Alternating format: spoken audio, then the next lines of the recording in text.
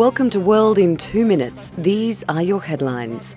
Officials say government forces have taken back control of key areas of Kunduz. They say they launched an operation on Wednesday night and inflicted heavy casualties on Taliban fighters. The Taliban raided Kunduz early on Monday. Since then, they've been engaged in fighting with Afghan security forces, who are being helped by the US and NATO forces. Kunduz was the first provincial capital the Taliban captured since losing power after the US invasion 14 years ago.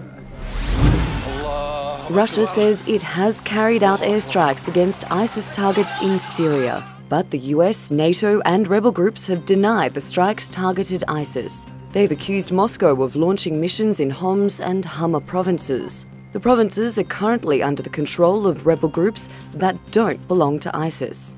Officials confirmed the US and Russia plan to discuss ways to ensure Russian and Western aircraft don't accidentally attack each other. On Wednesday, the Russian parliament approved military action in Syria against ISIS at the request of Syrian President Bashar al-Assad.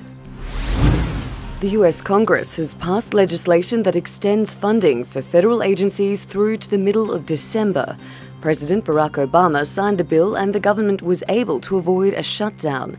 A majority of Republicans opposed the measure because it didn't cut funding to the women's healthcare provider Planned Parenthood.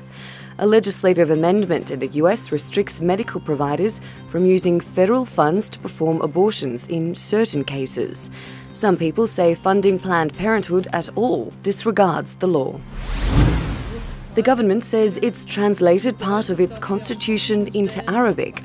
It has printed 10,000 copies to distribute at refugee registration centres.